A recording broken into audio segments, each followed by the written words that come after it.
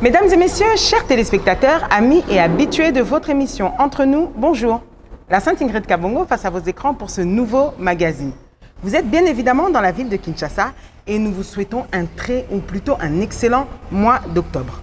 Alors, le personnalité se retrouve ici dans Entre nous. Et voilà pourquoi aujourd'hui nous recevons une personnalité qui, dans la ville de Kinshasa ou encore à travers le monde, là où il a l'habitude de sillonner, vient pour nous parler de l'évangile. Vous vous demandez peut-être si on continue cette série ou pas. Alors, je vous avais très bien dit qu'on ne mettra jamais une pause. On continuera. À des moments, on tamponne et ensuite, on repart. Alors, il est tout autre que homme de Dieu, personnalité publique, prédicateur, écrivain, conférencier et homme d'affaires. Pasteur fondateur de l'AENA, qui dit Assemblée évangélique Nouvelle Alliance, amoureux de l'évangile, il lutte et a comme but premier de gagner les âmes pour la gloire de Jésus-Christ de Nazareth. Il est influenceur appréciable et apprécié. On se demande encore comment fait-il, car quand on voit cette femme de fer, eh c'est bien lui qui en est son mari. J'ai l'honneur et le plaisir de recevoir aujourd'hui, rien que pour vous, dans Entre nous, Pasteur Timothée Kabasele, bonjour. Bonjour Sainte Ingrid. Comment allez-vous, pasteur? Très bien, par la grâce de Dieu. Enfin, dans Entre nous, on se demandait finalement, est-ce qu'il viendra ou pas? Je suis. C'est ça. Je sais que vous êtes content. J'espère que vous aussi, vous êtes heureux d'être là parmi nous. Oui. Je suis heureux d'être là, même si j'ai failli rougir un peu avec la présentation, mais ça va. Pourquoi rougir? Elle était bien faite. Trop bien. Ah ça veut dire que ça commence bien. Pasteur, j'aime le demander et avec vous, je ne vais pas louper cela. Peut-on commencer par une prière, s'il vous plaît? Oui. Seigneur, nous te rendons grâce pour ce temps que nous allons passer ensemble avec Ingrid et tous ceux qui nous suivent. Nous voulons, Père, te recommander les cœurs, les vies, les destinées. Merci de toucher, merci d'impacter, merci d'affecter, merci de changer le cours des choses. Merci de te révéler aux uns et aux autres dans le nom de Jésus-Christ. Amen. Amen. Pasteur, au commencement, été. D'ailleurs, il fait très chaud dans la ville de Kinshasa, vous ne trouvez pas? Si. J'ai vraiment du mal là. Non, ça va. Donc On est habitué avec notre ville. Est-ce qu'on pourrait revenir justement dans ces débuts-là? On se dit toujours, on a un principe, on se dit toujours que la personne qui est aujourd'hui, il faut qu'on retourne dans son enfance. Vous savez, on est assez curieux d'entre nous. Il faut qu'on aille creuser un peu au début, au commencement, à la jeunesse, comme vous aimez si bien le dire, pour savoir mais qu'est-ce qui fait de lui aujourd'hui? Et dans son enfance, qui est Timothée Kabasele? Timothée Kabasele. Quantième de sa famille. Oui. Il est fils de Emmanuel Kabasele et de Marie Mambou Mpongo, qui sont tous déjà décédés. Ok. Des gens formidables qui m'ont eu très jeune. Mon père et ma mère m'ont eu, ils n'étaient pas encore à l'université.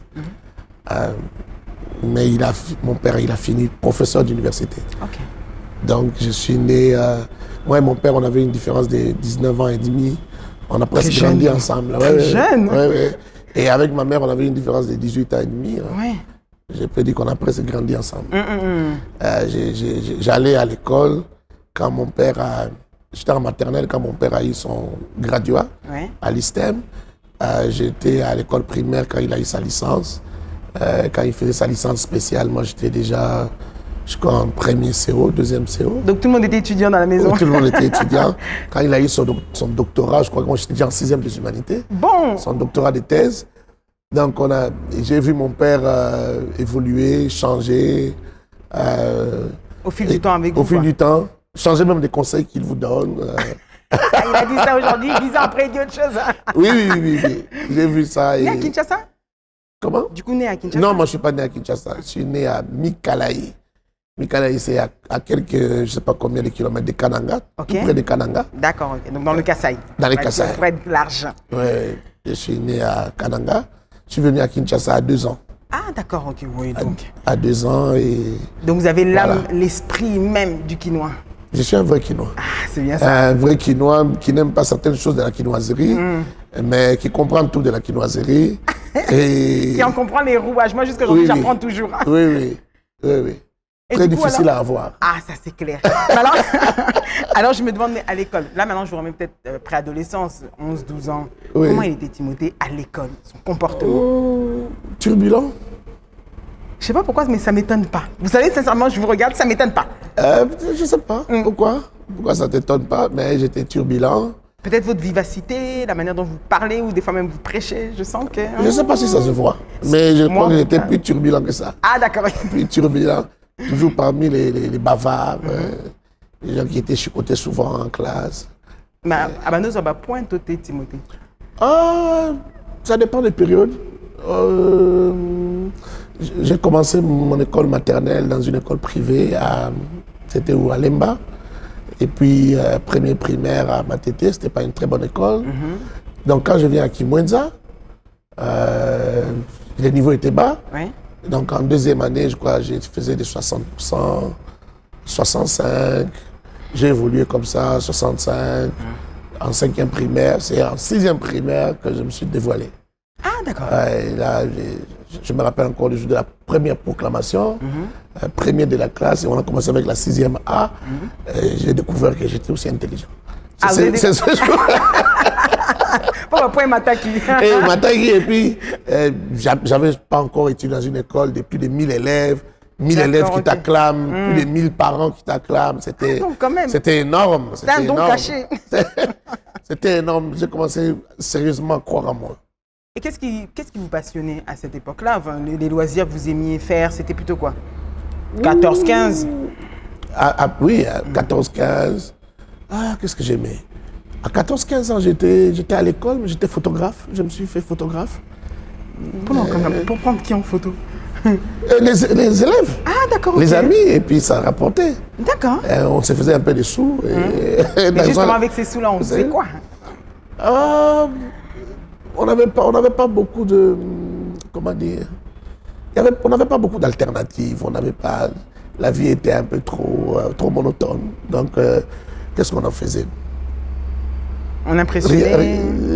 On achetait des petits trucs. On ne faisait pas grand-chose avec. On achetait d'autres appareils, des photos, des photos. Vous écoutiez quel genre de musique? C'est surtout ça qui nous intéresse. Celui-là, de cette époque-là. 14, 15 ans. Ce jeune quinois. 14, 15, 12. C'est vrai que j'ai grandi dans une famille chrétienne, très chrétienne même. Mon père était pasteur. À l'église, il m'arrivait d'exhorter. À 13, 14, même à 12 ans. À la chorale, déjà à l'écodime, à la chorale. Souvent, j'étais choisi pour exhorter. On reconnaissait déjà ces dons-là de l'enseignement. Mais en même temps, je n'étais pas encore converti. D'accord, ok. Donc, je n'étais pas chrétien. J'étais chrétien, mais je n'étais pas converti. Oui. Je ne sais pas comment dire ça. Non, très bien, c'est-à-dire que vous le faisiez parce que, bon, comme beaucoup l'ont fait... Parce que je grandissais dans ces milieux. Exactement. Voilà. Donc je connaissais un peu la Bible, je lisais un peu, j'avais quelques versets en tête. C'était plus une obligation qu'une conviction, disons ça. Bon, pas tellement obligation, mais une culture. Voilà, c'est plutôt ça l'habitude. Oui. Mais j'ai donné ma vie au Seigneur à 16 ans. Non, mais avant qu'il donne sa vie au Seigneur, Dieu merci, j'étais à 14 ans, j'attends toujours ma réponse. Quel genre de musique il écoutait? J'ai dansé Wenge. Ok. Ouais, j'ai dansé Wenge, j'ai dansé jusqu'à Kalaï Bwingi. Ah d'accord, donc tous ceux qui ont influencé... je crois que c'est au moment de Kalaï Bwingi là que j'ai... changé des côtés. J'étais déjà très mal à l'aise de danser. Ah, ok. Et l'appel bouillonnait à moi. Je crois que c'est le dernier album de Wenge que j'ai écouté. C'était Kalaï Bwingi. Alors justement, venons-en à cet appel. Comment Dieu se manifeste à vous? Comme vous en avez parlé, entre y croire, enfin entre le suivre par habitude ou encore par culture. Et quand on commence réellement à l'expérimenter, qu'est-ce qui s'est passé? Comment vous l'avez accepté? Comment vous est-il apparu? Oh, apparu, non. Enfin, apparu, comment vous l'avez accepté? Je ne vais pas exagérer. Mais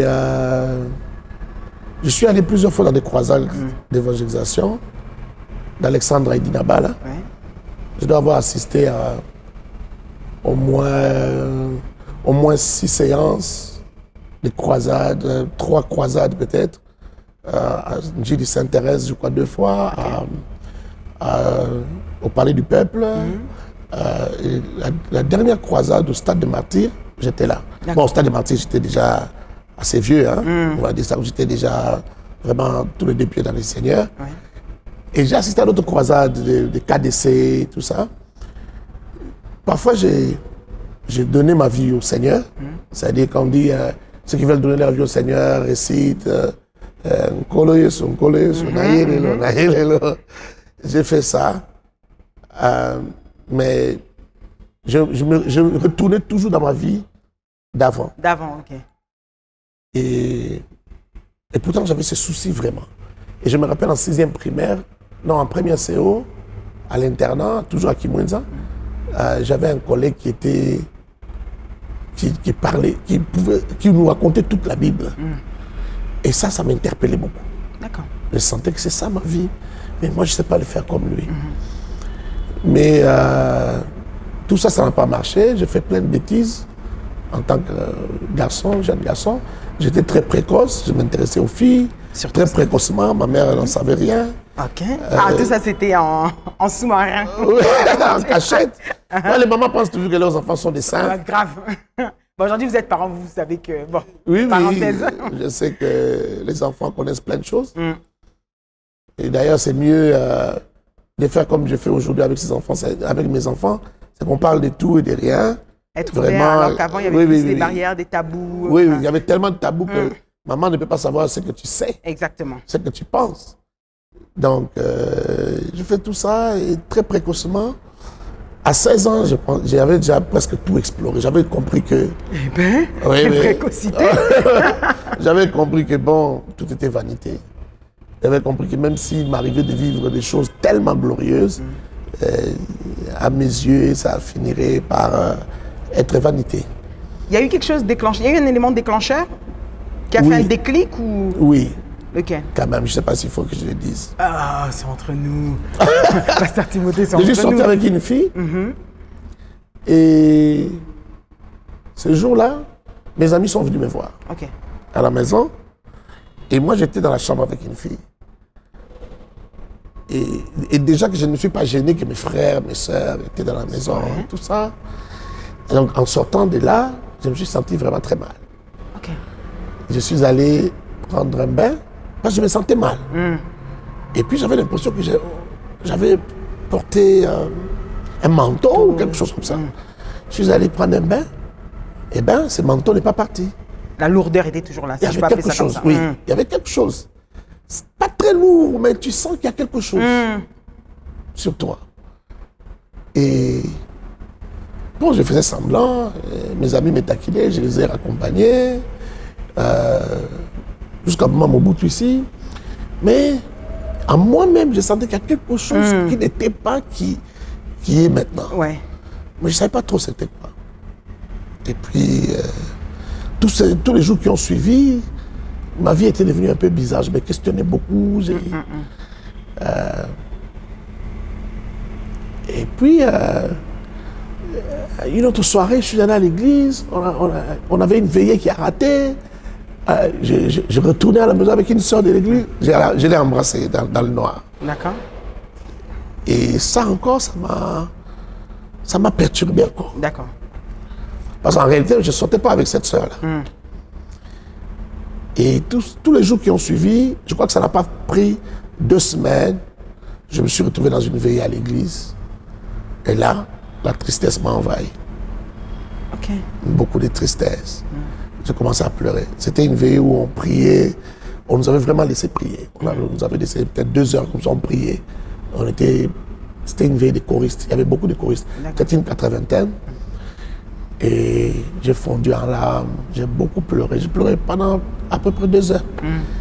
Et j'ai parlé au Seigneur. C'est comme ça que c'est ça. Mon appel, c'était comme ça. D'accord. Et je lui ai dit des choses auxquelles je ne pensais pas. Profondes. Très profondes. Que je n'ai compris que quelques années plus tard. C'est-à-dire que j'ai sorti des choses de ma bouche dont je n'ai pas compris le sens. Par exemple, je lui disais, Seigneur, je te donne ma vie, fais de moi tout ce que tu voudras, amène-moi où tu veux. Mais qu'est-ce qui vous déplaisait? Parce que vous vous êtes mis, en fait, de ce que vous étiez en train de vivre assez normalement, à peu près comme tous les jeunes, comme vous l'avez dit. Mais pour en arriver à pleurer... Non, ça se passait dans mon cœur. C'était pas à l'extérieur. Ok. C'était au fond de moi. Oui, je me sentais mal. Déjà que dans ma peau, je me sentais mal depuis ce temps-là. Et puis, y a quelque chose qui m'interpellait. Je me sentais mal. Et aujourd'hui, vous avez mis un nom sur ce qui vous interpellait. Aujourd'hui, vous pouvez regarder derrière. Oui, c'était l'appel. C'est l'appel? C'était l'appel. Parce que tu sais les choses que je lui ai dit. Je n'avais pas fini de les citer. J'ai dit, Seigneur, je ferai tout ce que tu voudras. J'irai partout où tu m'emmèneras. Ok. Vous voyez? Je disais des choses comme si je savais que j'avais des ministères. Et pourtant, quand j'avais 12, 13 ans, même quand on me demandait d'exhorter, il y a des gens qui disaient que j'étais pasteur, il y a des gens qui prophétisaient, mais je ne croyais pas. Je ne voulais pas. Je disais, ça, certainement, c'est à cause de mon père ou c'est à cause d'autre chose. Bon, je ne voulais pas y croire. Okay.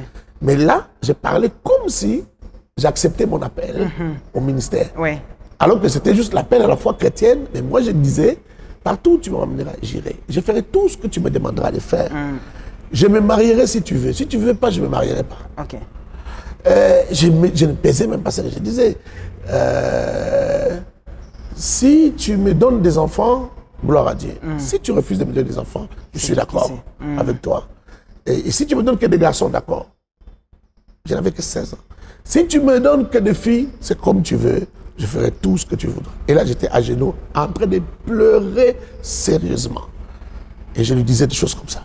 Ok. Et cette transformation, aujourd'hui, quand vous analysez, dès ce jour-là jusqu'à aujourd'hui, vous êtes plus jamais, puisqu'avant vous aviez un pied dedans, un pied dehors, vous n'avez plus jamais flanché. Oh, c'était trop puissant. Au point qu'aujourd'hui, je ne sais pas ce que les autres ont vécu comme conversion. Ouais. Je doute parfois de certaines conversions. Ces jours-là, ma vie a totalement changé. Je mentais beaucoup. Avec ce que vous faisiez, c'est sûr.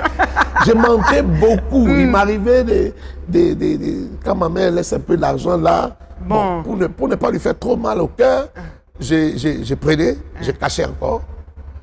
Je cachais l'argent. Ouais. Si jamais elle ne cherche pas 2 jours, 3 jours, on en a zuppé. Et j'avais même entraîné mes petits frères là-dedans. Ok. Au point qu'un jour, je me rappelle, j'avais peut-être 13 ans, ma mère nous a tous fait asseoir. Moi, je suis aîné, j'avais oublié de le dire, je suis aîné de 5 enfants. L'aîné de 5 enfants. Oui. Et ma mère nous a tous fait asseoir. Elle a dit, je sens qu'on me pique l'argent dans cette maison. Alors que chacun va dire ce qu'il a déjà fait. J'étais étonné d'entendre ce que mes petits frères avaient dit. Bafundi. Non, eux-mêmes aussi prenaient l'argent. Ah d'accord, donc finalement tout le monde... Et ils étaient tout petits. D'accord, ok. Et c'est moi qui les avais entraînés dans ça. Mauvais exemple. Mauvais exemple. Comme quoi l'exemple vient bien d'en haut. Hein. Oui. Et ces jours-là, j'étais tout jeune, mais j'étais choqué de voir que je les avais tellement bien entraînés. Et ils volaient sans me dire. De vouloir rattraper. Et ma mère qui posait la question, je ne vais rien vous faire, je ne vais pas vous taper, dites-moi. Et on a commencé à parler. À délier nos langues. Mon petit frère qui dit, non, moi, d'autres fois, j'avais plus autant. Et puis, ma mère qui pose la question, qu'est-ce que tu en as fait? Oh non, je suis allé au coin, j'ai acheté des arachides et des pains. Il dit, pourquoi? Tu avais faim?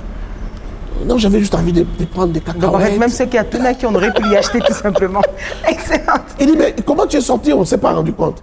Donc, je suis sorti par la porte de derrière, je suis passé chez les voisins, et puis j'ai... Oh, moi, j'étais étonné. Cette ingénierie-là du mensonge et des... Était formaté par vous-même en vrai. Ouais. Mais les jours-là, à mes 16 ans, quand je donne ma vie au Seigneur, quand je sors de cette veillée, je suis plus la même personne. Au point que je ne sais plus mentir. Quelque chose s'est passé. Quelque chose s'est passé. Je ne sais plus mentir, Ingrid. J'arrive à la maison, il y a des endroits que ma mère m'avait interdit d'aller. Certaines personnes m'avaient interdit de fréquenter. Hein. Mais là, je ne sais plus mentir. Donc, quelques jours après, je vais à un endroit, fréquenter une famille où elle m'avait interdit d'arriver. Elle me pose la question, tu étais où? J'ai dit, j'étais chez elle.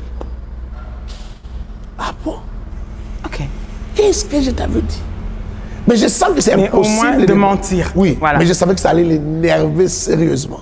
Et ça l'a énervé sérieusement. Mais vous l'avez dit. Elle a pris un malaxeur. Elle m'a dit, assis-toi là. Je me suis assis. Malaxeur. Bon. Et je n'ai pas fouillé, je suis resté là. Vous êtes resté là. J'ai dit, au fond de moi, j'ai dit, je ne peux pas mentir. Comme quoi, le changement est possible. Quand c'est vrai. Quand c'est vrai. Okay. C'est vrai qu'avec le temps, vous savez, quand on s'est converti, il y a ces changements-là qui se passent. Et je crois, et moi aussi je l'enseigne, je crois à ceux qui enseignent qu'il y a vraiment un déménagement. C'est-à-dire il y a un renouvellement. D'accord. Un renouvellement au niveau de l'esprit, de l'homme intérieur, il y a un renouvellement. Je crois. Je peux même croire en ceux qui disent qu'il y a carrément un déménagement de l'ancien locataire, c'est-à-dire l'esprit, et le nouveau vient habiter. Et le nouveau vient habiter. Parce que j'étais devenu quelqu'un d'autre. D'accord, ok. Je suis devenu quelqu'un d'autre.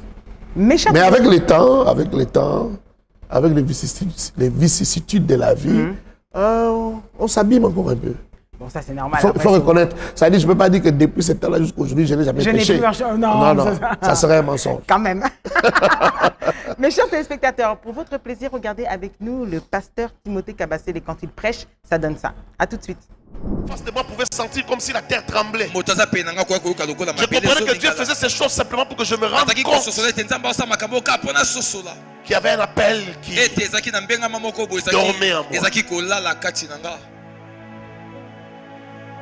Vous pouvez vivre toute votre vie loin de votre appel. Je ne suis pas en train de dire que tout le monde est appelé à devenir pasteur. Non, vous êtes appelé en tant qu'enfant de Dieu à être quelqu'un de bien précis, avec un rôle, une mission bien précise. Si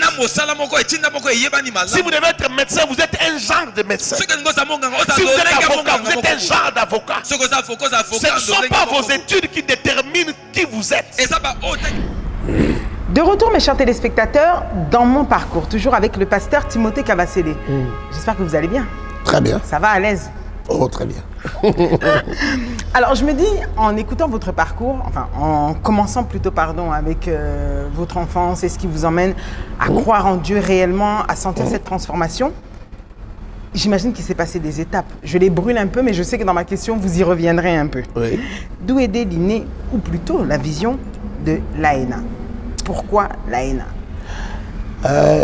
Pourquoi l'AENA? Je ne sais pas si vous faites allusion au nom. Oui, au nom. Mais l'AENA, d'abord, c'est une révélation que Dieu donne à mon père. D'accord. Tout à l'heure, dans la présentation, tu as dit fondateur. Bon, je n'ai jamais été fondateur. Ah. Mon père, il revenait de sa thèse de doctorat. Toute la famille était partie en Europe. Quand mon père faisait sa thèse de doctorat, j'étais le seul qui était resté. Donc quand mon père revient, il revient d'abord seul. Il est avec moi.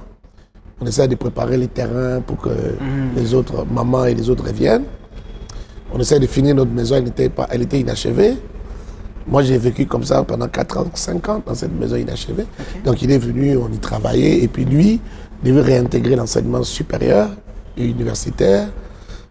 Ça payait très mal à l'époque, mais il y croyait, il aimait son pays. Mais il devait maintenant essayer de faire quelques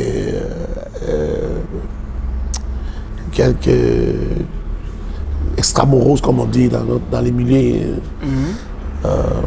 universitaires. Il devait avoir quand même des cours à certains endroits en province, à Bandundu, à Lubumbashi, avoir des cours ci et là, pour essayer de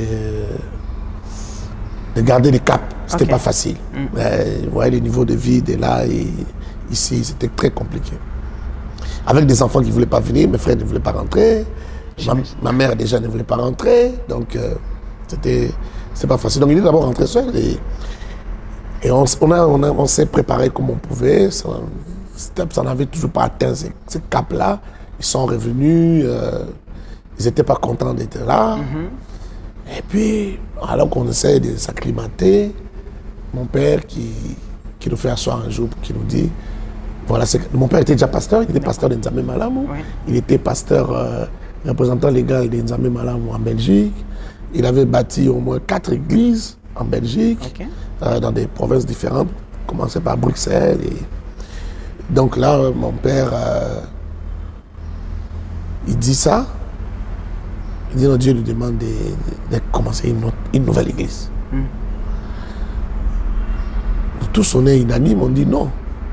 Nous, on veut rester là où nous sommes. Nous sommes déjà. Ouais. Et puis moi, j'avais une carrière musicale et c'était une grande communauté. J'étais dans cette grande communauté. On avait un groupe de musique. On faisait une musique particulière à l'époque. Peut-être certaines personnes se souviendront. Les gens de l'époque. Rappelez-nous.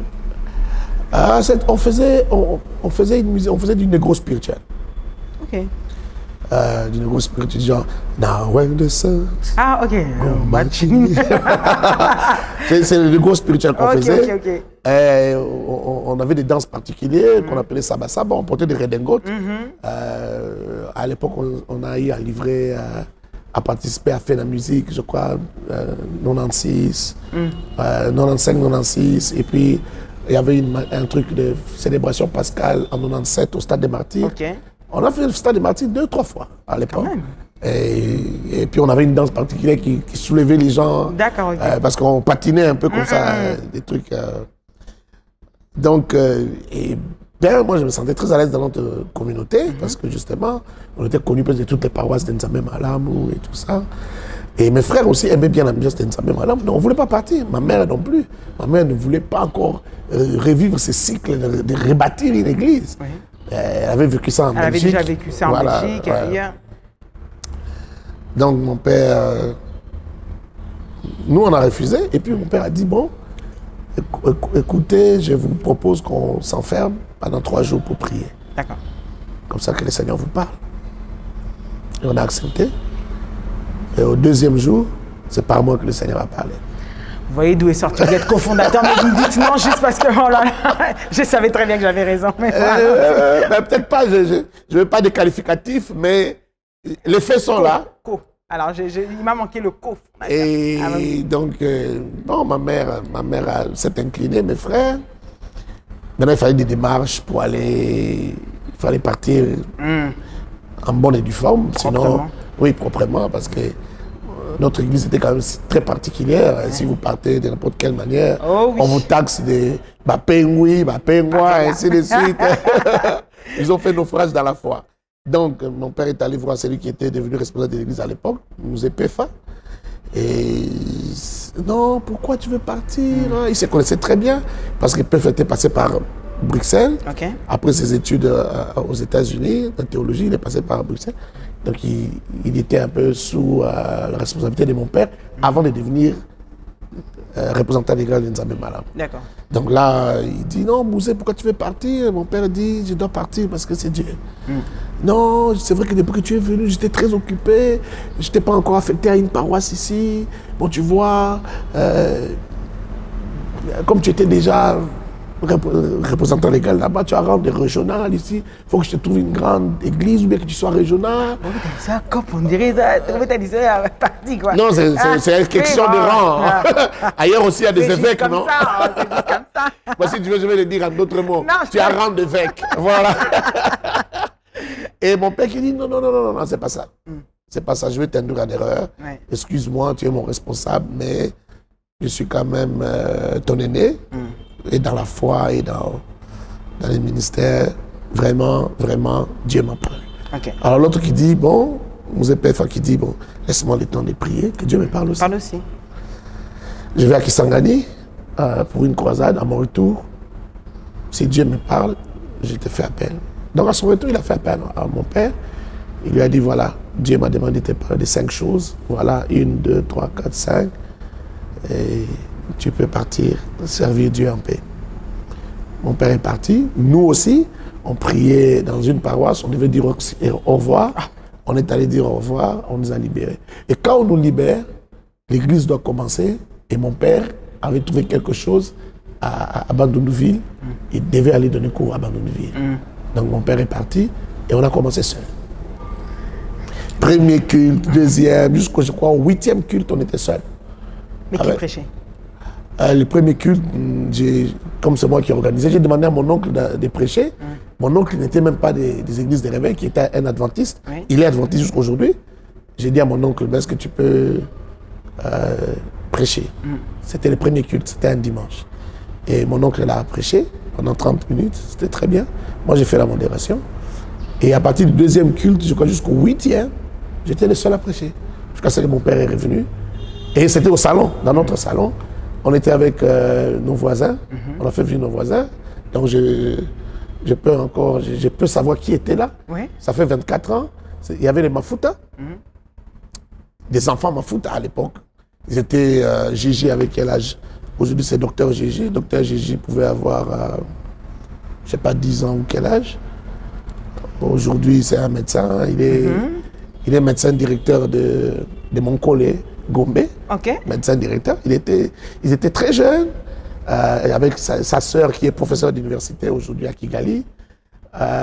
Ses petits frères Yves, qui est responsable de la jeunesse ici, qui avait peut-être 6 ans ou je sais pas. Vous saviez déjà, parce qu'en acceptant ça, vu que votre père est parti pour un poste à Bandundu, vous le prenez parce que vous savez que vous allez devoir être pasteur, ou bien vous l'acceptez juste comme ça au départ? C'est ça que j'ai besoin de savoir. Non, là je n'avais toujours pas accepté.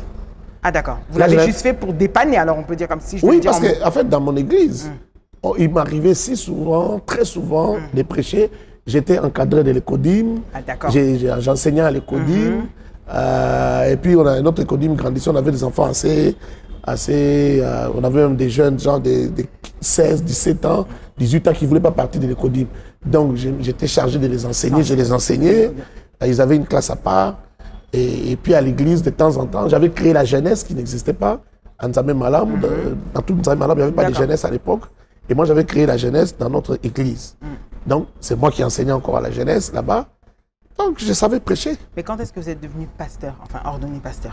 Quand? Ordonné, ça va venir vraiment plus tard. Ah, bien plus tard? Ouais, bien des années plus tard. Mais là, j'ai pris conscience que j'ai été appelé au ministère. Quelques mois après, j'ai pris conscience. Que dans tous les cas, ce sera ça que je vais suivre. Oui. C'est-à-dire, j'étais encore en première année graduat. Je savais que j'étais appelé au ministère. Et il y a des gens qui sont venus pendant qu'on priait là, pendant on faisait la ENA. Il y a des gens qui venaient nous visiter. Bon, mon père était prof, il y a des gens qui venaient parfois et qui voulaient travailler avec lui, même s'ils trouvaient sa vision des choses très difficiles, ils répartaient. Parmi ces gens, il y avait des prophètes, des prophétesses.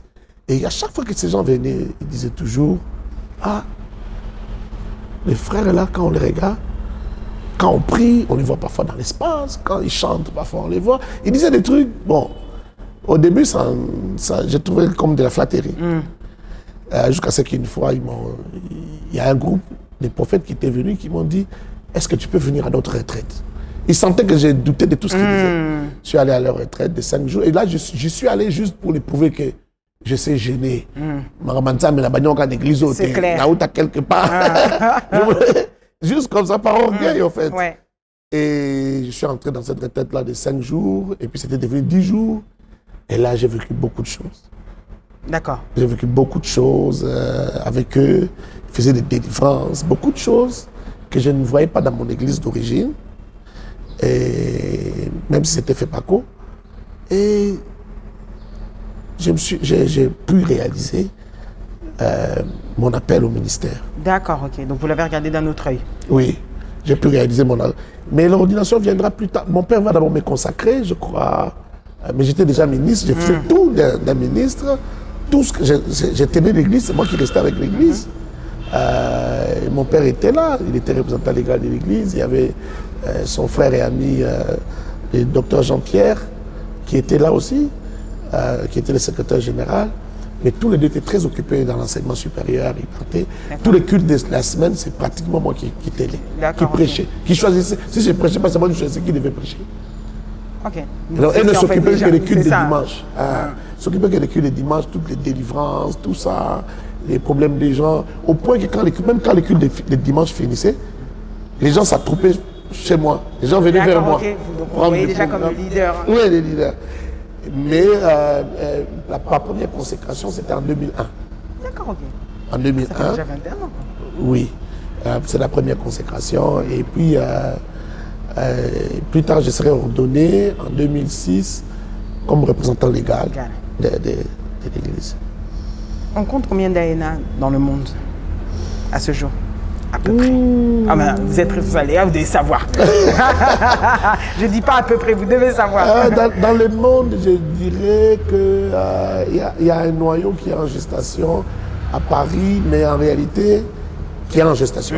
Parce qu'il y a un pasteur de l'AENA qui est là, avec un petit groupe de gens.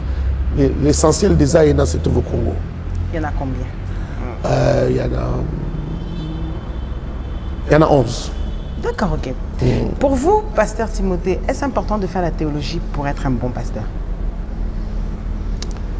pour être un bon. Oui. Bon, d'abord, il faut dire que beaucoup de gens... parce qu'il faut d'abord définir la théologie, c'est quoi? C'est ça ce qui dérange beaucoup les gens.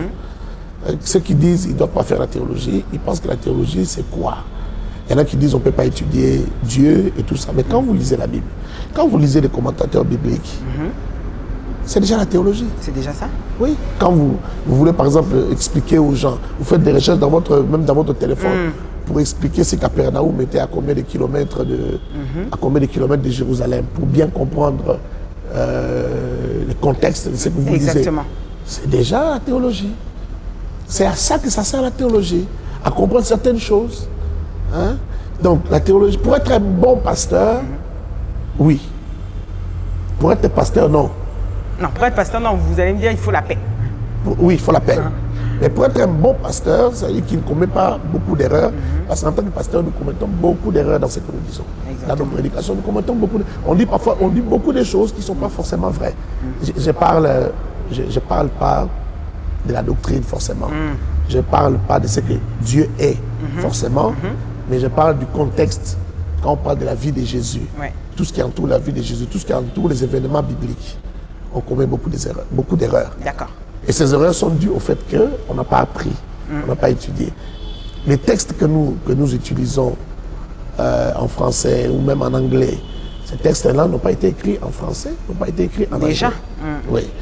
Ce sont des textes qui ont été écrits en hébreu et en grec. Il faut les analyser, ensuite il faut même les comprendre pour pouvoir ensuite les... Oui. C'est-à-dire que la plupart des gens, moi je n'ai pas fait l'hébreu, mais la plupart des gens qui ont fait l'hébreu, par exemple, ils vous disent que ce qu'on a dit là en français ou ce qu'on a dit en anglais, ce n'est pas ça. Quand tu apprends l'hébreu, tu vois que l'essence, il est plus profond, il est différent. Mais il y a des mots, je prends juste, prenons nos langues. Au Kasaï, par exemple, les Kasaïens disent, ah, toi tu as les dikamakama. Je prends juste ces mots-là. Dikamakama. Il n'a pas de correspondant en français. Du culot. Du toupé. Ah, tu as dit ça, mais les Kassaïens qui connaissent les Chiluba qui nous suivent, qui connaissent bien les Chiluba, ils savent que Dikamakama, c'est au-delà du kilo.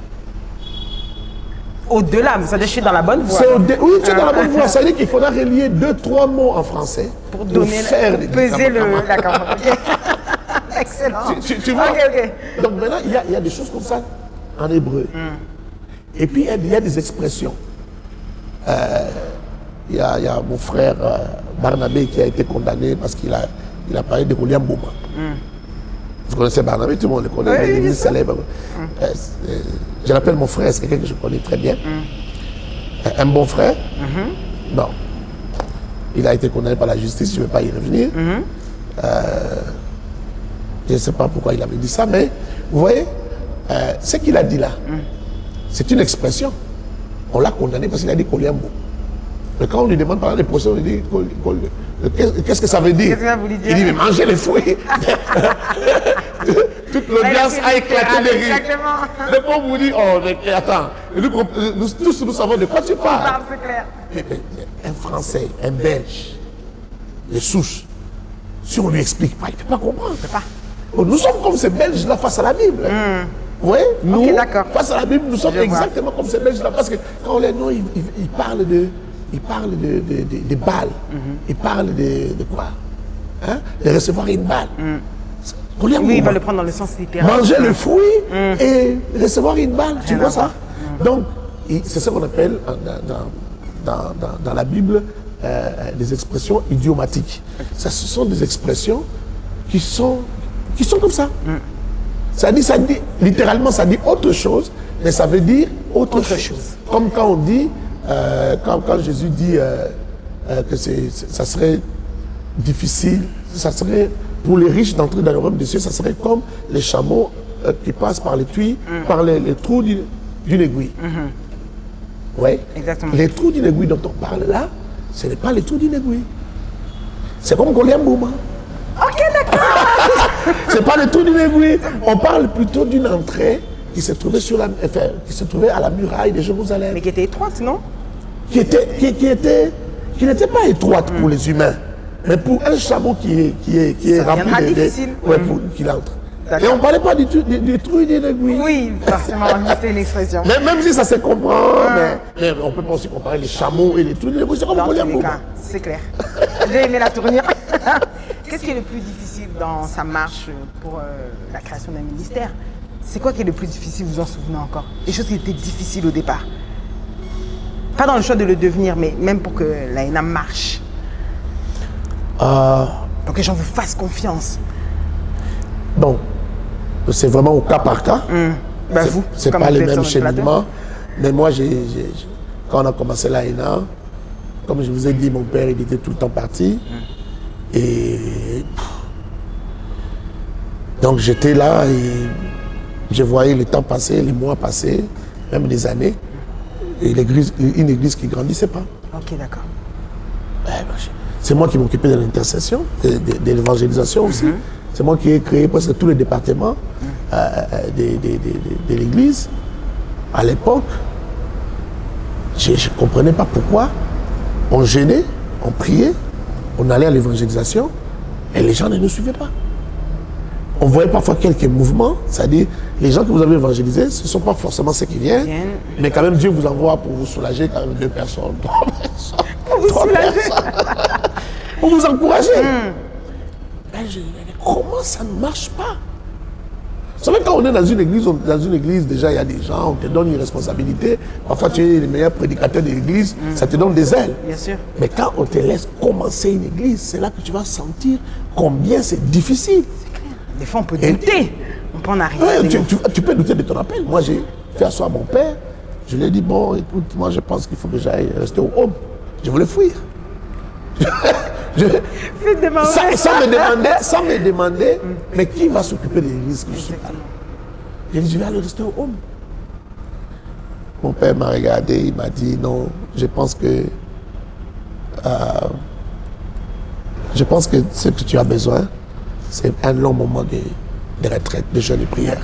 Mais pourtant, j'étais à l'université, lui, professeur d'université, comment il peut me dire que je prends un long moment de prière alors que j'ai des cours tous les jours?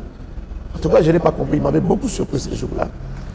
Et je n'étais pas d'accord avec lui. Bon, je n'ai pas dit non, je n'ai pas dit oui, je suis resté là. Et j'ai observé, et Dieu, comme il est grand, Dieu m'a fait faire exactement ce que mon père avait dit. C'est-à-dire, dans la retraite où j'étais parti là, j'ai rencontré notre fils de professeur, le pasteur Daniel Boussenga. Je le salue en passant. Il est à Lubumbashi. Okay. Et cet homme m'a beaucoup impressionné. Il m'a beaucoup impressionné, je l'ai beaucoup aimé et je l'ai amené à la maison. Je voulais tellement qu'il vienne prêcher dans notre petite église à l'époque. Je parle du nombre, quand j'ai dit petite. Alors, il est venu, il a fait connaissance avec mon père. Et en parlant avec mon père, il lui demande est-ce que je peux avoir un espace pour me retirer en prière. J'aimerais faire 2 semaines de retraite. Mon père a dit oui, d'accord, on va t'arranger un endroit. L'église était au salon, on dit bon, comme ça on sort l'église dehors. On a carrément fait un hangar dehors. Et il était là, en retraite, il devait rentrer en retraite là. Bien que la parcelle était bien clôturée, mais je me suis dit je ne peux pas les laisser seuls dehors. Moi aussi je vais aller. Je vais l'accompagner. Et quand je l'accompagne, c'était une nuit de prière. Et le lendemain, j'ai jeûné comme lui. Et on a fait 2 semaines de jeûne et prière. Et puis, il a dit non, il faut que j'ajoute encore 2 semaines. J'ai fait exactement un mois de jeûne et prière, comme mon père avait dit. Et après ces 1 mois, tout a changé. Encore une fois de plus. À l'AENA, oui, tout a changé. Maintenant, ça répondait. D'accord, ok. Maintenant, ça répondait. On peut se dire quoi? Qu'il faut d'abord de la patience. Il faut des moments d'intimité avec Dieu. Il faut beaucoup d'amour pour Dieu, pour l'œuvre de Dieu, et beaucoup d'intimité avec Dieu. Et c'est au prix de beaucoup de sacrifices. Qu'est-ce que vous voulez transmettre? Qu'est-ce que le pasteur Timothée Kabasele veut transmettre encore jusqu'à aujourd'hui? À qui? Aux personnes qui viennent à l'AENA. C'est quoi le message? C'est quoi sa vision? En quelques mots. En quelques mots, je dis ceci, moi, mon travail, c'est d'emmener les gens au Seigneur. Ok.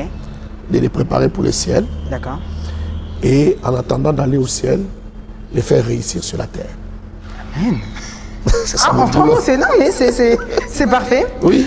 Et de ce coup, du coup, alors l'AENA, associer le ministère avec sa femme, comme on l'a dit, comme je l'avais surnommée femme de fer, mais je pense que personne ne m'avait contredit. Est-ce facile au quotidien?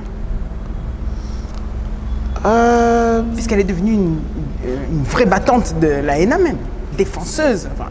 Vous savez, il y a dans tout ce qu'on fait dans la vie, il y a des côtés positifs, il y a aussi parfois des inconvénients. Il y a beaucoup de gens aujourd'hui, des jeunes peut-être dans les ministères, qui envient cela. Oui. J'entends parfois les gens dire « Ah, femme des ministères », des trucs comme ça. Mais c'est pas facile. Je commence d'abord, parce que moi j'ai vécu 2 relations, dans ma vie de ministre de Dieu, j'ai vécu 2 vies très particulières. Okay. La première, c'est que je travaillais avec mon père. Oui.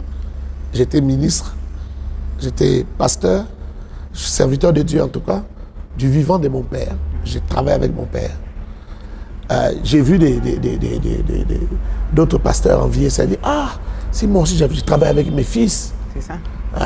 Certains coups que certaines personnes m'ont fait auraient été atténués parce que c'était bon. Mais c'était en famille. Oui, en famille, servir Dieu en famille. Moi j'ai vécu ça. Ouais. Et j'ai servi avec mes frères. Mais en même temps, moi qui étais dedans, je savais que c'était pas facile, c'était difficile. C'est clair. Ça, il y a des choses que quand ton responsable n'est pas ton père, il tolère, mais quand c'est ton père, il est plus sévère. Exactement. Il est plus sévère, il te dit, je ne vous ai pas éduqué comme ça. Vous voyez? Donc, et il y a des choses, ça dit quand ton père, par exemple, apprend que tu veux fiancer une fille, mais tu es à côté d'une fille, comme il a peur pour l'église et tout ça, c'est tout de suite qu'il dit, viens ici, c'est comment? Il veut officialiser tout de suite. Amène-moi la sœur. Il parle déjà avec la sœur. Alors que moi, je ne me suis pas encore présenté chez la sœur. Exactement, enfin, il prend les devants. Et beaucoup d'autres choses. D'accord. Ouais, c'est difficile à vivre. Maintenant, là, je me retrouve, j'ai épousé une femme qui servait Dieu à l'église adventiste.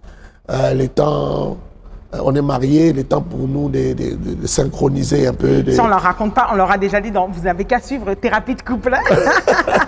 Le temps de nous ajuster, ainsi de suite. Nous ajuster aussi par rapport à la doctrine. Exactement. Par rapport à la vision, au message. Oui. Et Dieu nous a fait grâce, juste après notre mariage, on est allé vivre à l'extérieur du pays, ailleurs. Donc, ça nous a laissé un peu notre liberté de nous ajuster, de nous chamailler, de nous mettre d'accord, de nous chamailler, de nous mettre d'accord. Et quand on ne savait pas se mettre d'accord, Dieu intervenait. Quand on discutait sur quelque chose, même sur la doctrine, et elle tombait sur un livre, elle lisait, et puis elle revenait. Ah, tu avais quand même raison, hein, c'est ce que tu disais. Et puis voilà, on s'est mis sur le même diapason, on revient, on s'occupe de l'église. Après la mort de mon père, on est obligé de rester là, de ne pas repartir pour nous occuper de l'église. Et je sais qu'elle a tous les atouts pour le ministère, mais elle ne le fait pas. Oui, c'est ça les débuts. Ça faisait partie quand même, des choses qui n'étaient pas si faciles. Non, c'était pas facile du tout. Parce que j'ai lutté avec ça pendant quelques années. Comme vous l'avez expliqué, bien sûr. J'en avais déjà parlé. Ah, bien sûr. J'ai dû même faire intervenir les gens pour la convaincre, pour qu'elle prenne le département des femmes. C'était tout un problème. Mais moi, je lui ai dit, tu vois, ce département, si tu prends ce département, il va exploser. Les choses faites. Après quelques mois. Ah oui, aujourd'hui. Oui, jusqu'à aujourd'hui. Et maintenant, elle doit accepter de prêcher à pas seulement aux actions, parce qu'au début c'était juste des grandes certaines activités des femmes où elle prêchait. Et là encore, ça a été un combat. Et puis finalement, bon, tous les pieds dedans, elle y est. Et elle y est plutôt pas mal. Qu'est-ce que justement elle apporte de plus dans les ministères? Beaucoup. Alors, dites-nous en 2.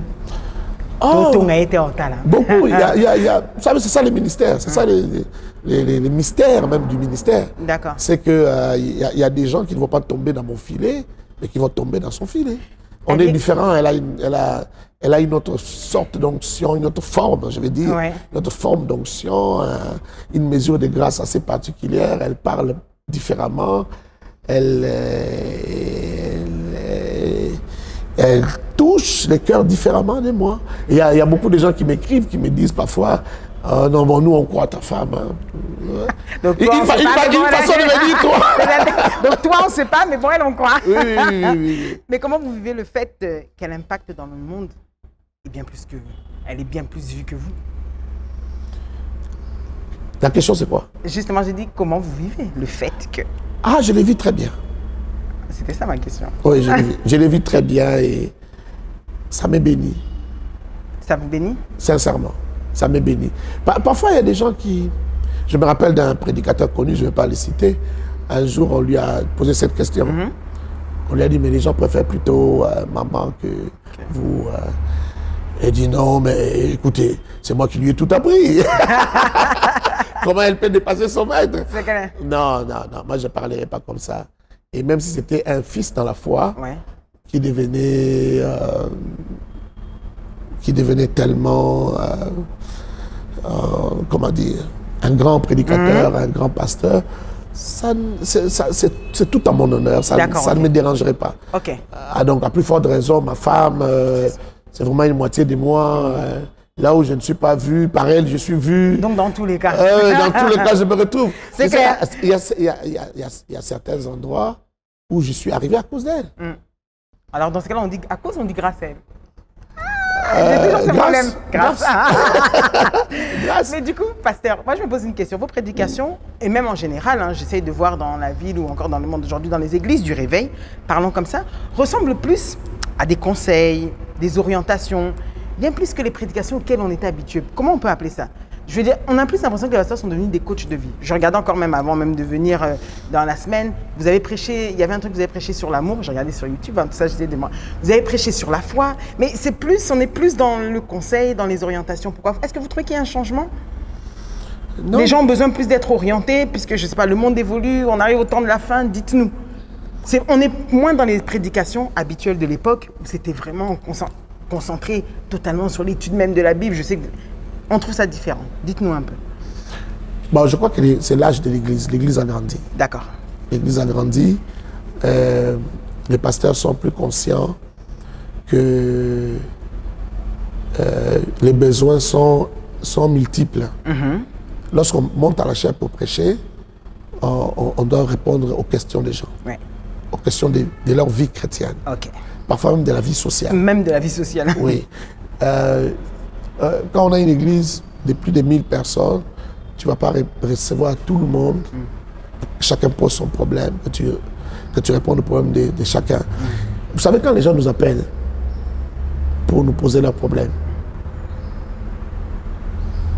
ils nous posent tout genre de problèmes. Parfois, tu as l'impression que tu es psychologue. On te consulte comme un psychologue. Parfois, on te consulte même à la place du médecin. Au lieu qu'on aille chez le médecin, c'est à toi qu'on pose la question. Parfois, même la personne a vu le médecin lui a dit, voilà le diagnostic, voilà. Mais il revient chez toi, il dit, papa, je fais ce que toi tu vas dire. Si toi tu dis que j'aille, si tu dis qu'on m'opère, une intervention chirurgicale. Même là, on lui dit, attention, on n'intervient pas maintenant, tu ne feras pas 2 semaines. Mais il revient chez toi. Il dit, papa, si tu me dis d'y aller, j'y vais. Sinon, je ne vais pas y aller. Et même quand tu dis, bon, vas-y, il dit, bon, d'abord ta prière. Tu vois? Dans tous les cas. Un problème social, sociologique, des mariages, de ceci, des tantes, oncles, en famille, on t'appelle. Conseiller conjugal, enfin tout. On t'appelle. Donc, tout ça, vous voyez? Alors, les pasteurs ont compris que lorsqu'on monte à la chaire, on parle de Jésus, il reste le centre de nos messages. On parle du ciel. Jésus, c'est le centre du message. Mais on résout aussi les autres problèmes. Parce qu'il faut éduquer ces gens comment vivre leur foi chrétienne au milieu du monde. Comment on vit cette foi? Dans son foyer, mari chrétien, femme chrétienne, comment on vit ces relations? Comment on éduque les enfants? Tout ça, on doit en parler. Mais du coup, pasteur Timothée, il y en a des fois qui ont des soucis parce qu'en disant ça, comme vous avez dit, les gens viennent vous consulter pour tout. Et si la personne est un faux prophète, si la personne est un faux pasteur, d'où vient ma question? Comment reconnaître une bonne église ou encore un bon pasteur? Comment doit-il être? Jésus a répondu à cette question. Jésus a dit, vous les reconnaîtrez par leurs fruits. Jésus a répondu. Parfois, on pense que ce n'est pas suffisant, la réponse de Jésus. Pourtant, c'est très suffisant. Il faut faire juste l'effort de connaître l'homme. Il faut connaître l'homme. Si tu connais l'homme, tu connais la parole, tu connais l'homme, tu vas tu vas essayer de les mettre au même diapason et tu vas voir que les fruits ne sont pas bons ou les fruits sont bons. D'accord. C'est simple. C'est clair, hein? Elle est simple.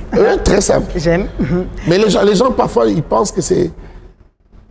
Et tu sais, parfois, il m'arrive aussi d'être dans les réseaux sociaux, par exemple. Quelqu'un pose un acte, je vois les gens apprécier, ou je vois les gens critiquer. Et je me rends compte parfois que les gens se trompent beaucoup. Parce que les gens jugent les autres sans les connaître. Quand Jésus dit, vous les reconnaîtrez par leurs fruits, il faut bien connaître les gens. Faites des enquêtes pour connaître les gens. Si vous les connaissez, vous saurez qui sont vrais, qui sont faux. D'accord, ok. Et il faut pas accuser tout le monde de faux. Pas mettre tout le monde dans le même sac. Dans le même sac. D'accord, ok. Parfois, j'entends dire, arabe église de dans Lembi, Lembi, c'est... Non, mais il y a combien qui vous Lembi ça là? Ils sont combien? La proportion, elle est de combien? C'est même mais pas 1%. est-ce qu'il faut croire aussi, par exemple, l'église du réveil a connu et connaîtra des scandales, des troubles, déchirements, comme toutes les églises. Comme toutes les églises. Et comme vous dites, là vous êtes en train de nous dire ça, mais est-ce qu'on touche au temps de la fin? Est-ce qu'on est en train de vivre le temps de la fin? On est dans le temps de la fin depuis que Jésus est mort. On est au temps de la fin. Depuis le message de Jésus, nous sommes au temps de la fin. Alors comment s'y préparer? Il faut donner toute sa vie à Jésus. Il faut donner sa vie à Jésus. Pasteur, j'ai une question qui me tanne et il faut que je vous la pose. Pourquoi aujourd'hui encore, si je dois comparer peut-être à d'autres communautés, peut-être musulmanes ou pas, la mort chez les chrétiens, elle est vécue différemment que par exemple chez les musulmans? C'est-à-dire? C'est-à-dire, je donne un exemple. Un musulman meurt, que ce soit ailleurs, Algérie ou tout ça. En 2 jours, on a fait un deuil qui est d'ailleurs très simple et ils se disent que oui, Bazo préfère Bakunda Bango, peut-être qu'ils sont venus, ils n'aiment pas les grands artifices. Prenons le Congo là où vous êtes. Vous savez qu'un deuil peut nous tanner encore, peut traîner pendant même 1 mois. Et c'est tout un spectacle autour de ça. Et puis, il y a autant de souffrances, comme si les gens n'étaient pas réellement préparés. Est-ce que peut-être la faute ne vous revient pas, vous ne prêchez pas assez la vie après la mort? Mais ça, c'est pas l'église, ça c'est culturel. Ok. Ça c'est culturel et c'est aussi un peu l'église de la cloche. Comme ça que j'appelle ça. Parce que là-bas, il y a même les 40 jours et tout ça. Mais moi, par exemple, dans mes prédications, si vous suivez mes prédications sur YouTube, j'y reviens, j'en parle. J'ai dit même aux fidèles l'attitude qu'ils ne doivent pas avoir, la compréhension qu'ils doivent avoir par rapport à la mort, et puis des phrases qu'ils ne doivent pas dire. Comme par exemple, quelle phrase? Comme par exemple dire to sambwe, papa kei to sambwe, to koufie, to bébé. Des choses comme ça. Okay. C'est païen. D'accord. C'est païen. Vous voyez, ça dit que la perspective qu'on a de la mort reste païenne, elle est culturelle, elle est bantou, au lieu que ça soit, que cette perspective soit vraiment chrétienne. C'est-à-dire que ce soit avec les lunettes de la Bible, qu'on regarde la mort avec les lunettes de la Bible. Moi j'ai perdu tous mes 2 parents. Oui. Mon père est mort très jeune, il n'avait même pas 50 ans. C'est ça? Ma mère est décédée il y a 3 ans.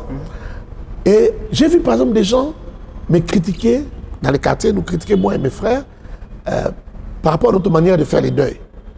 Le fait que, oh non, maman,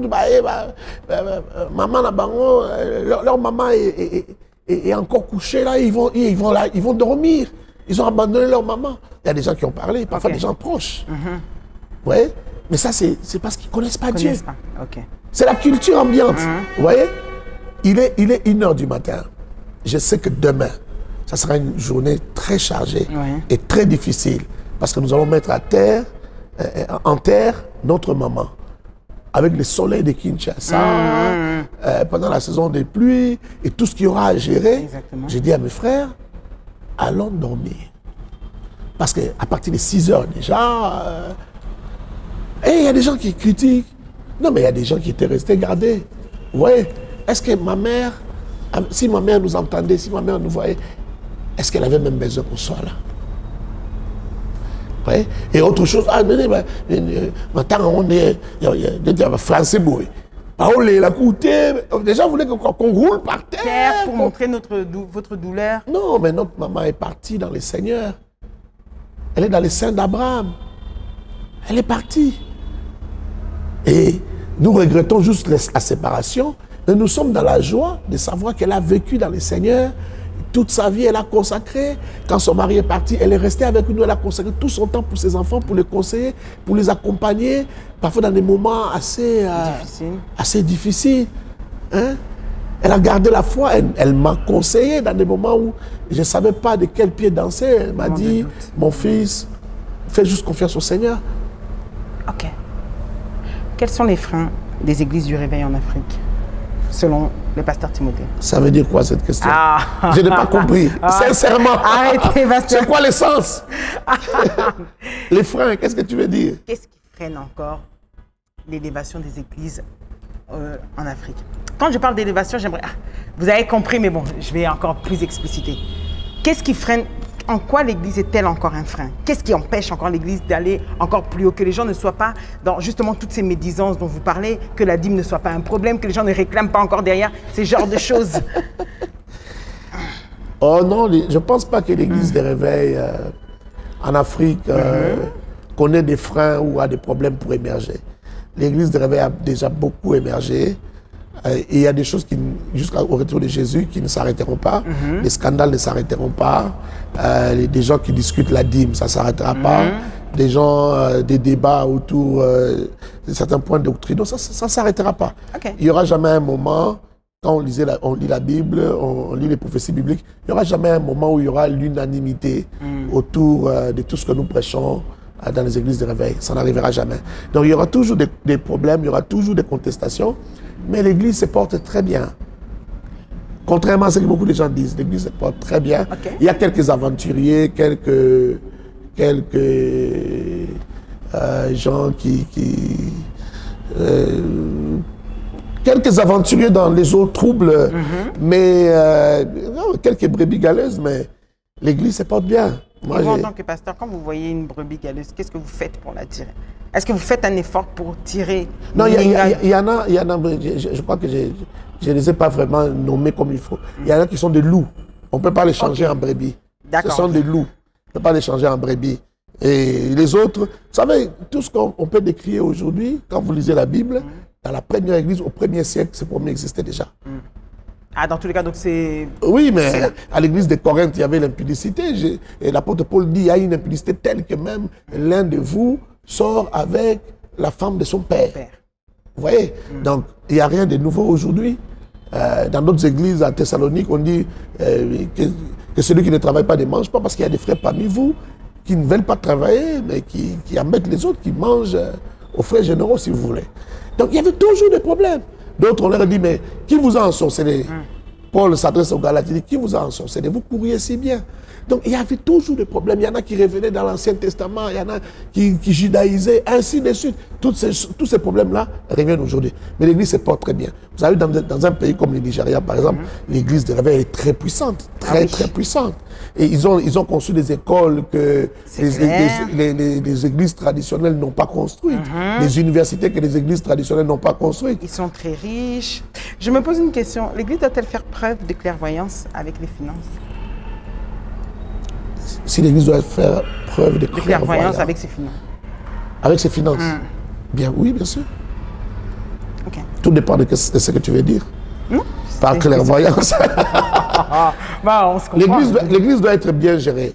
L'Église doit être bien gérée, les finances doivent être aussi très bien gérées. Et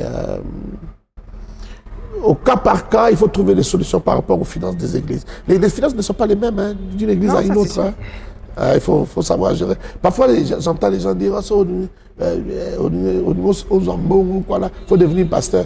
Tous les pasteurs n'ont pas l'argent, tous les pasteurs ne sont pas riches. Il y en a pas mal qui en ont quand même. Pas mal? Je dis, il y en a pas mal qui en ont quand même.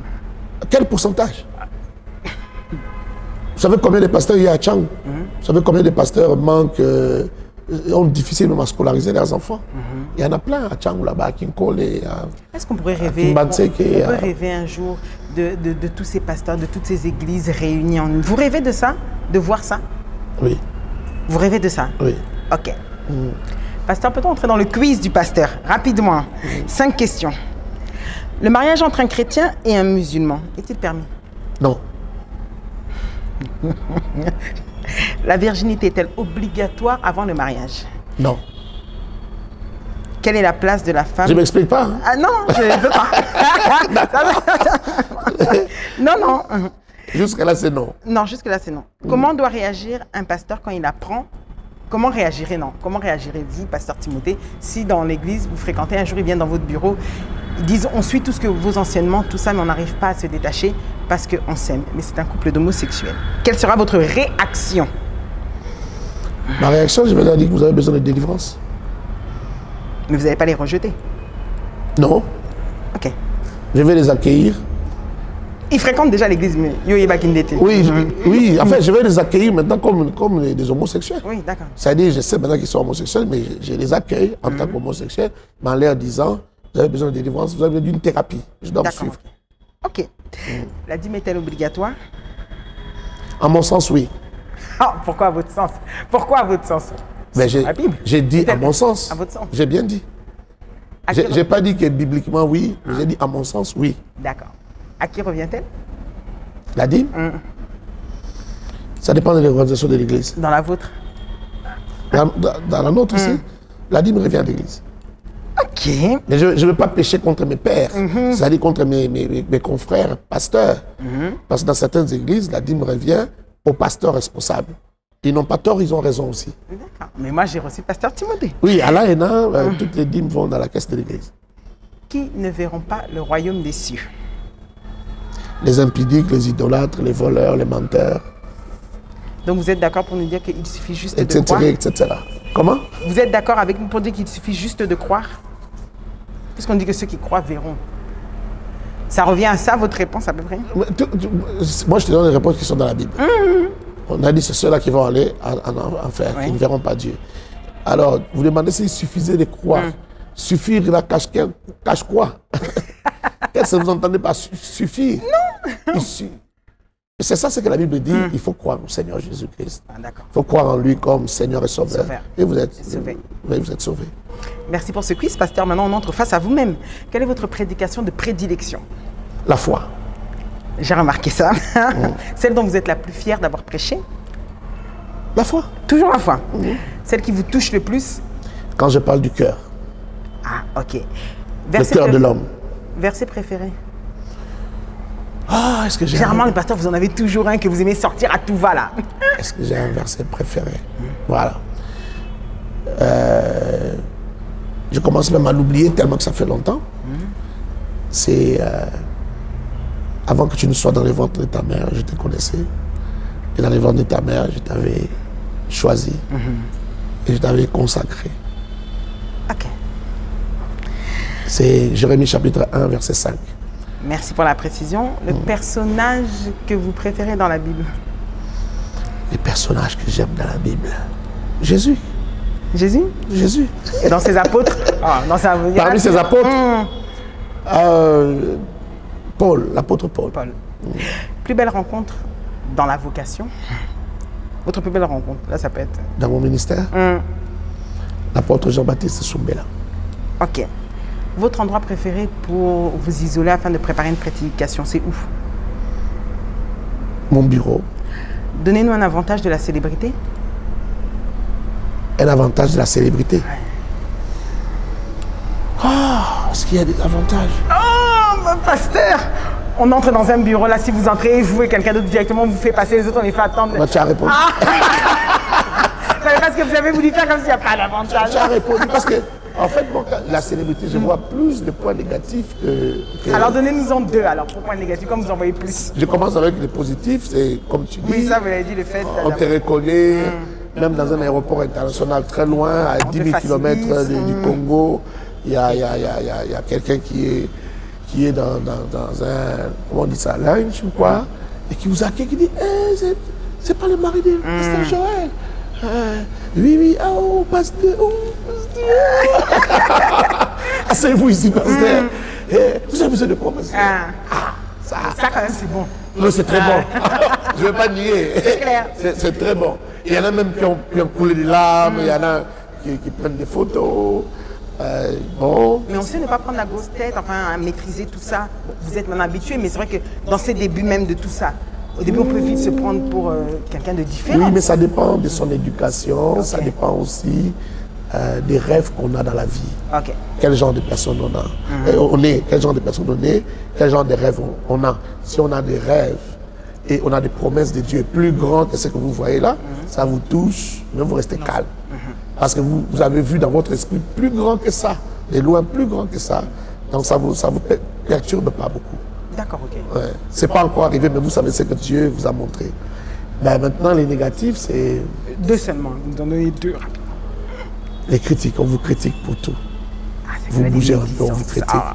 Vous faites un peu ça, on vous critique. On a dit la merde. On vous taxe de tout et de rien. Ouais. Comme vous l'avez dit tout à l'heure, Boulata dit la casquette à pasteur. Comme un ami qui disait, c'est le pasteur Marcelo qui me disait, tu sais, c'est comme les genoux de... Hein, genoux à Coca. Coca, c'est quoi? Personne vivant avec un handicap, un extropié. Vous voyez, ces genoux sont déjà habitués à frotter le sol. Ça devient dur. Hein? C'est comme ça que nous devenons. Nos cœurs deviennent comme ça. On porte une carapace un peu. On porte une carapace parce que tu dois couvrir, défendre ton cœur, protéger ton cœur. Il y a tellement de critiques, et surtout quand on est congolais, quand on est francophone. En fait, hier, quelqu'un me disait, c'est parce que les francophones, les Français, ont tué les rois, ont tué la royauté. Okay. Vous voyez, la culture de la royauté n'est pas aimée dans les mondes francophones. Alors que dans le monde anglophone, il y a encore la culture de la royauté. Là-bas, ils ont gardé leur roi. Oui. Ici, on a guillotiné, si vous me permettez les mots, le roi. Vous voyez, il y a eu des révolutions françaises et tout ça. C'est-à-dire, ici, on ne supporte pas la royauté. Regardez comment parfois les journalistes français, par exemple, quand ils parlent des églises évangéliques, comment ils critiquent. Ils ne voient que les offrandes, ils ne voient que l'argent. Regardez quand ils viennent interviewer nos présidents, comment ils ne voient que l'argent. Monsieur Mobutu, vous avez des milliards. Monsieur Kabila, vous avez des milliards. C'est-à-dire, tout ce qui est royauté, ils n'aiment pas. Tout ce qui est en or. Ils aiment bien mettre le doigt aussi sur ce que les gens n'aiment pas dire. Oui, mais leur plus grand malaise, c'est la royauté. Okay. Leur plus grand malaise, c'est la royauté. Donc maintenant, quand ce que vous appelez célébrité, j'aimerais appeler ça royauté, quand il y a une certaine royauté, il y a une certaine couverture dorée qui commence à vous couvrir, les gens, ça les met mal à l'aise. Ils se mettent à parler, à raconter des choses. Et deuxième truc négatif, ils vont jusqu'à dire que vous avez des fétiches. Voilà. J'ai posé des questions à des missionnaires anglais, des blancs donc. Est-ce que, particulièrement à un que j'ai reçu, qui a étudié tous les réveils qu'il y a eu dans le monde, que ce soit en Amérique, en Angleterre, je leur ai posé la question. Je lui ai posé la question, lui, pasteur Dupé, je lui ai posé la question. Est-ce que c'est arrivé que les gens disent, par exemple, tellement qu'il y avait des miracles, qu'il y avait la puissance, qu'ils disent que non, ça c'est des fétiches. Non, ça ce n'est pas Dieu. Est-ce que c'est arrivé? Et la réponse était non, jamais. Catherine Coulomb, par exemple, c'était une femme. Malgré qu'il y a des gens qui ne croyaient pas au ministère de la femme. Mais jamais on a dit des choses comme ça. Oui. Par contre, lui me disait, par contre, en secret, tout le monde désirait qu'il soit, mais si elle était même évangéliste dans mon église, cette femme. Vous voyez? Si elle était même évangéliste dans mon église. C'est-à-dire, même quand tu lis en public, et tu dis, parce que tu ne veux pas changer de doctrine, mais au fond de toi, tu dis, si Catherine Kuhlman était ici, si elle faisait ses réunions dans notre église. Vous voyez? Il y a beaucoup de gens qui ont contesté le ministère de Branham. C'est notamment les gens parlent de Branham. En plus. Oui. En son temps, il y a beaucoup de prédicateurs qui ont contesté son ministère, pas à cause des miracles. On reconnaissait les miracles, mais à cause de l'enseignement. On trouvait qu'il dérapait, il disait des choses qui n'étaient plus bibliques.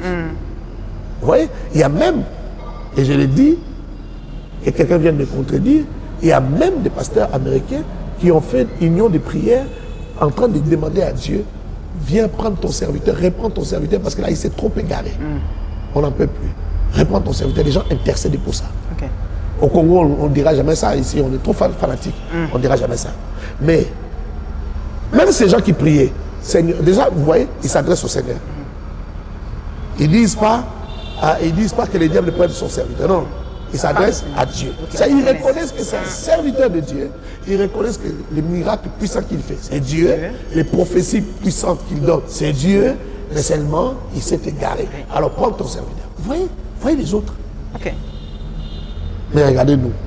Donc, quelque part, c'est avec un goût amer que je parle de la célébrité ou que je parle de l'élévation. Ok, on a compris. Pasteur, est-ce que vous pourriez regarder les téléspectateurs qui nous suivent, les fidèles et les païens, tous ceux qui vont tomber sur cette émission à la télévision ou encore dans nos réseaux sociaux, est-ce que vous pourrez donner un message d'encouragement à une personne qui a du mal à se faire entendre par Dieu, qui prie, qui pleure, mais qui malgré tout ne voit pas les choses qu'il demande s'exaucer ou arriver? Est-ce que vous pourrez donner un message de réconfort à cette personne-là qui vous regarde à cet instant? Oui, mon frère, ma soeur, je vous dirais ceci. Faites une introspection, revenez en vous-même, regardez votre marche avec Dieu. Si vous l'avez déjà fait, parce qu'il y a quelqu'un qui me dit, je l'ai déjà fait. Si vous l'avez déjà fait, maintenant cherchez Dieu, cherchez-le encore. Ne vous fatiguez pas, ne dites jamais, je l'ai trop cherché, je suis allé à Manguengue, je suis allé à Louzizi, là, je fais ceci, je fais cela. Ne comptez pas, cherchez-le encore. Il aime qu'on le cherche. La Bible dit, il se laisse trouver. La Bible dit aussi, il veut qu'on le cherche, même en tâtonnant, quoi qu'il soit présent. Cherchez-le, vous le trouverez. Dieu est réel, il existe. Je n'ai pas vu quelqu'un le chercher de tout cœur, le chercher avec témérité, sans le trouver. Si vous le cherchez, vous le trouverez. Et il vous dira pourquoi ça ne marche pas, il vous dira pourquoi il ne fait pas tout de suite, et il vous dira quand est-ce qu'il va faire. Merci beaucoup. En tout cas, c'était le pasteur Timothée qui donnait un conseil précieux. Regardez avec nous cette courte page de publicité avant que nous revenions pour clôturer avec Confiez-nous tout en 5 minutes. A tout de suite.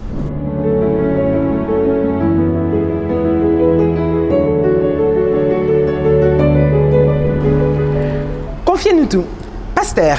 Oui. Dans cette partie, on va plus s'intéresser maintenant à vous et ce que vous aimez faire. Je crois que vous nous avez parlé de la Bible, l'Église, en long, en large.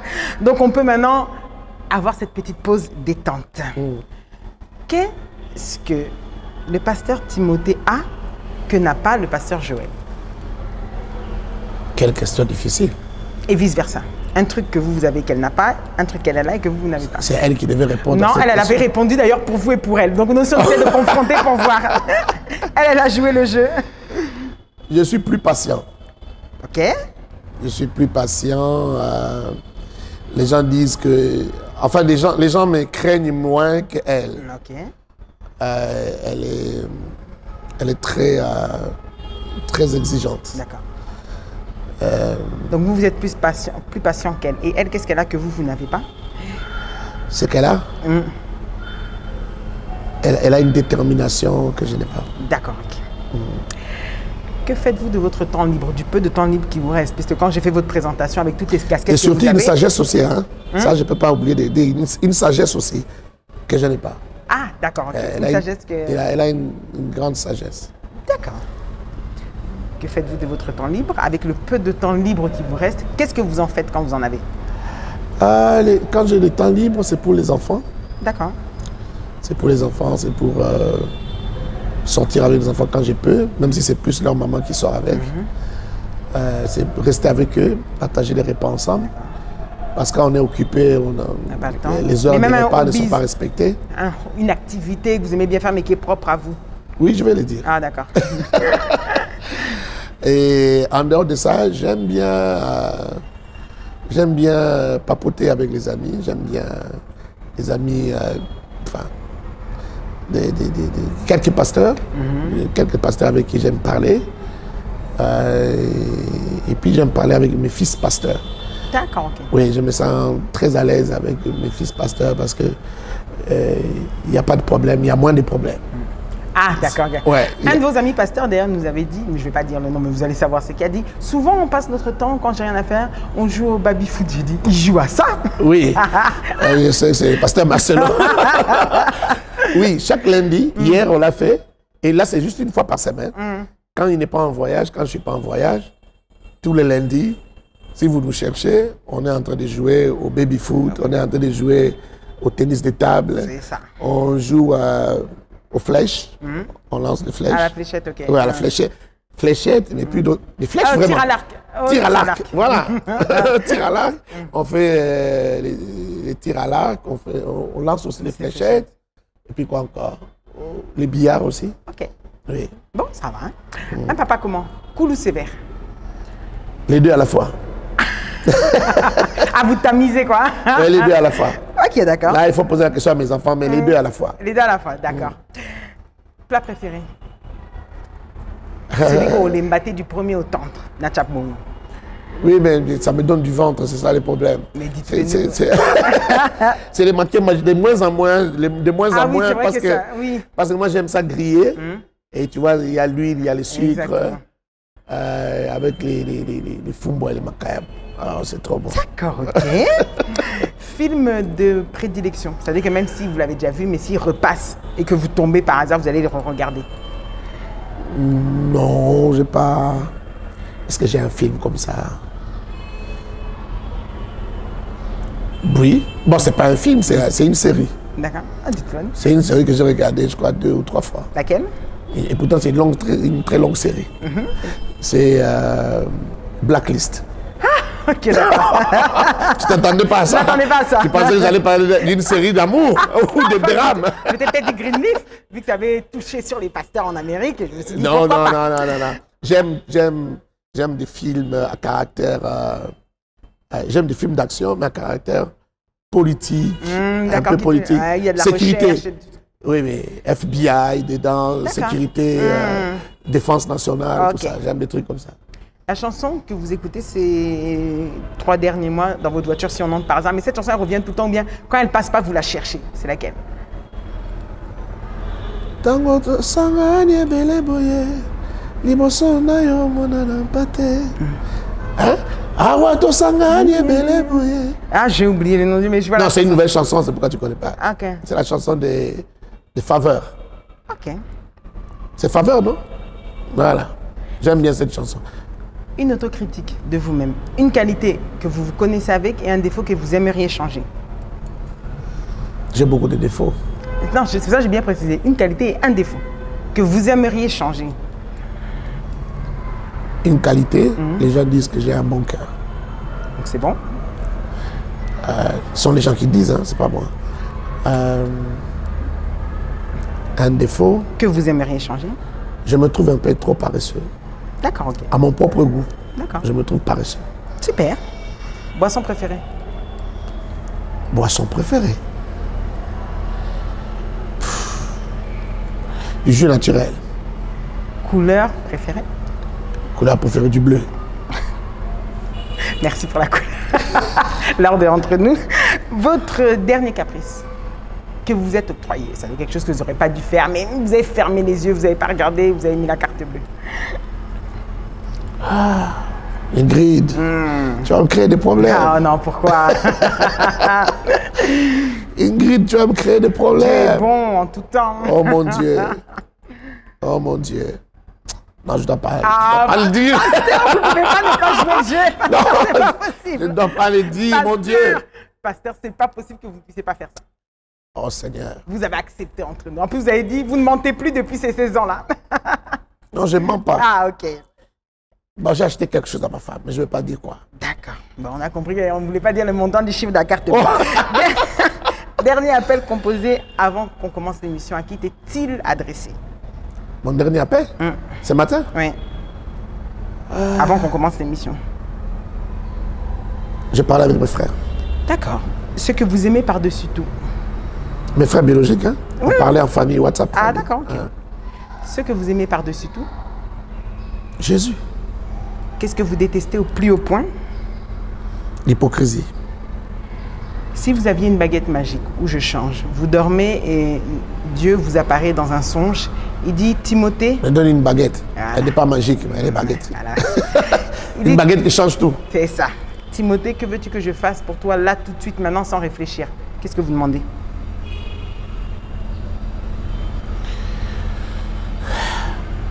Que je sois en face d'1 million de personnes à chaque fois que je les veux pour leur parler de Jésus. D'accord. Donc l'évangélisation. Ok. Je crois qu'en dehors de tout ce que je fais, j'ai un ministère d'évangéliste aussi. Le pays pour une retraite. Comment? Le pays pour une retraite. Le pays? Pour une retraite. Quand vous décidez de tout arrêter, de fermer la porte, vous aimeriez être où? La RDC. Toujours? Yeah. Dernière question pour clôturer. Il y a des endroits bien formidables. Ah oui, vous les avez vus. Si tu me demandais plutôt le coin, je choisirais, mais en tout cas, c'est la RDC. Ah bah le coin, alors, dites-nous. Soyez plus profond. Goma. Ok, j'ai pas encore fait. D'accord. Goma, mais en paix. Pas avec les M23 et autres. sans les M23. Certaines personnes, je l'ai entendu souvent, d'ailleurs même dans certains commentaires que j'ai vus, des fois on associe votre couple à vous, vous et le pasteur Joël. Ça rappelle un peu le couple Olangui. Vous trouvez? Si je trouve quoi? Qu'il y a une ressemblance. Ressemblance. Et là, je suis large, comme ça, vous-même, vous répondez. Non, je sais pas. Je sais pas. Avant que ça n'arrive, il y avait des prophéties qui les disaient déjà avant. Oui, il y avait des prophéties qui les disaient. Mais bon, je pense qu'on est un peu différents. Mais je comprends que ça les rappelle le couple Olangui. D'accord. C'est un couple qui a été beaucoup aimé. Et puis ils ont travaillé ensemble. Et puis ils avaient l'air de s'aimer, de se compléter. Il n'y a rien qui fuitait, des pas bien. Donc, la discrétion. Oui, la discrétion. C'était un papa cool, je pense. D'accord. Peut-être que je suis un peu comme lui, je ne sais pas. En tout cas, pasteur Timothée. Et ma femme, apparemment, elle est aussi très sévère, très... dans la poigne. Au final, c'est pas un peu par hasard, quoi. Ben, je crois que c'est... Je comprends maintenant ce que les gens disent. D'accord, ok, merci. Pasteur Timothée, en tout cas, c'est un grand merci. Est-ce que le pasteur Timothée est comblé? Est comblé. Comblé. Si je dis non, je risque d'avoir des problèmes avec Dieu. Je crois aussi. Non, je suis obligé de dire oui. Ok, d'accord, merci. En tout cas, c'est un réel plaisir de vous avoir ici aujourd'hui dans cette émission Entre nous. Est-ce que vous aurez un dernier mot, quelque chose qu'on doit retenir de vous? La fin d'année arrive. Nous sommes là déjà bientôt, décembre va tomber. Vous savez que décembre, c'est une période toujours très difficile ici à Kinshasa. Les gens sont dans le doute, dans la peur. Bon, tout chrétien ou pas, les gens sont toujours un peu dubitatifs. Vous aurez peut-être quelque chose à dire ou quelque chose qui va peut-être même se passer avec l'AENA ou avec vous-même. Dites-nous-en, vous avez 30 secondes. Ben, je dis que Dieu vous aime. Dieu est bon. N'abandonnez pas, ne relâchez pas. Persévérez. Que quelqu'un dise quelque chose ou fasse un scandale, c'est sa vie avec Dieu. Vous aussi, vous avez votre vie avec Dieu. Même s'il m'arrivait à moi de m'égarer, vous demeurez toujours dans le Seigneur. Et voilà, Jésus revient bientôt. Décembre approche. Décembre, c'est comme tous les mois de l'année. N'ayez peur de rien. Vaquez à la prière et à vos entreprises. Comme nous aussi, nous le faisons, nous travaillons, nous avons nos entreprises, nous continuons à servir Dieu. Servez Dieu. Et je sais qu'à la fin de l'année, ici, presque toutes les églises auront des programmes de prière. Allez à la prière. Et voilà, nous nous préparons déjà pour Roua 2023. Ça sera au mois de janvier. Janvier-février, vous serez les bienvenus à l'AENA pour Roua 2023 et je crois que nous nous arrangerons pour qu'il y ait Roua en même temps à la Cité Verte et Roua en même temps à ma campagne. Voilà. Que Dieu vous bénisse. Merci, pasteur, que Dieu vous bénisse. Voilà, il vous l'a dit, donc il y aura Roua en janvier à février 2023. Entre-temps, restez scotchés, branchés sur leur chaîne. Vous pouvez continuer à vous abonner sur leur chaîne YouTube, page Facebook et puis aussi sur Instagram. Continuez, cliquez, likez. On tient à vous remercier et je remercie aussi toute mon équipe qui était là. Alors aujourd'hui, c'était un peu spécial parce qu'il y a mon équipe à moi avec Joe, Sabi, Caps, merci à vous. Et à toute l'équipe de la presse de l'AENA que j'aimerais féliciter. Eux tous, à chacun, ils penseront à moi quand ils verront cette émission. Je vous dis félicitations encore pour le travail. Merci pour le soutien. Merci à toi aussi, Johnny. Et à toutes les personnes qui ont l'habitude de nous suivre. Un prochain numéro vous attendra. Mais d'ici là, sortez couverts. Je ne sais pas pourquoi j'ai envie de le dire pour cette fin d'année. Sortez couverts. Prenez-le au sens large, au sens figuré. Bref, sortez protégés et que Dieu vous fasse du bien. Restez scotchés, restez branchés et n'oubliez pas que tout ce qui s'est dit ici dans votre émission avec la sainte Ingrid Kabongo et le pasteur Timothée Kabasele restera Entre nous. Entre nous, ciao, ciao.